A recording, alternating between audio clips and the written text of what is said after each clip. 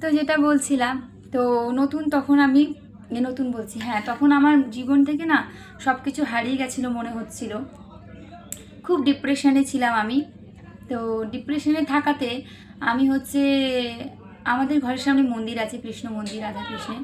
আমি ওখানে যাই, গিয়ে কিছুক্ষণ আমি কৃষ্ণ মন্দিরে বসি, মানে মিনিমাম 40-50 মিনিট বসি। ওখানে বসে কৃষ্ণের দিকে তাকিয়ে নিজের মনের কথাগুলো বলছিলাম, যে কেন এরকম বা কী পরিস্থিতি এরকম বলছিলাম।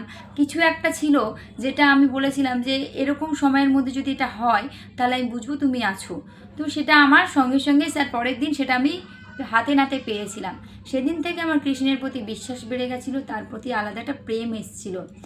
তো তারপরে আমি একাদশী শুরু করি। তখন তো মাছ মাংস সব কিছু খেতাম। একাদশী স্টার্ট করি, প্রত্যেক মাসে 2টো করে একাদশী হয়। একাদশী শুরু করি নিয়ম করে। প্রথম একাদশী করতে একটুখানি অসুবিধা হচ্ছিল, মাথা যন্ত্রণা করছিল, খিদে পাচ্ছিল, কারণ কি একাদশী আমরা করি না কখনো। তারপরে কাজকর্ম করে এসে সংসারের কাজকর্ম থাকে, হয়ে ওঠে না।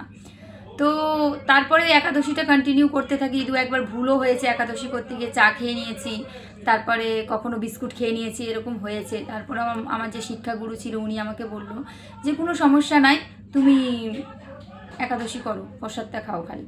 তো আমি ওনার কথা শুনে সেই দিনটা ওইভাবেই আবার পরিচালনা করি, যে একদম চা খেয়ে নিয়েছি বলে হচ্ছে ভাত খেয়ে নেবো এরকম করিনি, একাদশীর প্রসাদই পেয়েছিলাম।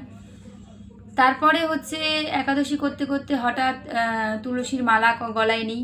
তুলসীর মালা গলায় নেওয়ার পরে আমি মাছ মাংস খাচ্ছিলাম। একদিন মাংস খাচ্ছি, খাসির মাংস। আমার ভাই বলছে আমাকে যে তুই তুলসীর মালা নিয়ে মাংস খাচ্ছিস, এটা পাপ হয়। তখন আমি না কান্না করতে লেগে গেছিলাম যে খেতে নেই। তো সেই দিন থেকে আমি ভেবে নিয়েছিলাম মাছ মাংস আর খাবো না। তো যেহেতু আমার মা একসাথে রান্না হয় যেহেতু, তো সেখানটায় আমার মায়ের ঘরে মাকে বলতাম তুমি মাছ মাংস রান্না করো, অসুবিধা নাই, আমার জন্য খালি একটা করে আলু ভাতে দিয়ে দিও।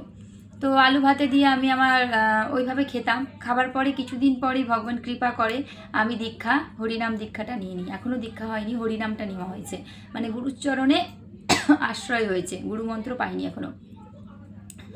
তো হরিনাম নিই, তারপর আমি ভক্তি জীবনে প্রবেশ করি।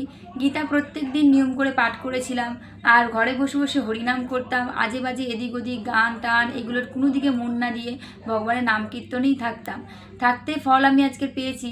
হাজার দুঃখের পরেও আমি একটা নতুন জীবন পেয়েছি, শান্তি বোধ করি। তাই সবাইকে বলি হরিনাম করো। আর পারলে তোমাদের মাছ মাংস ছাড়তে হবে না, মন থেকে না হলে ছাড়ার দরকার নাই, কিন্তু যতক্ষণ তোমার মন চাইছে ততক্ষণ তুমি খাও, অসুবিধা নাই, ঠিক আছে। কিন্তু হরিনামটা করো প্রত্যেক দিন নিয়ম করে, আর প্রত্যেক দিন গীতা পাঠ 10 মিনিট হলেও করো।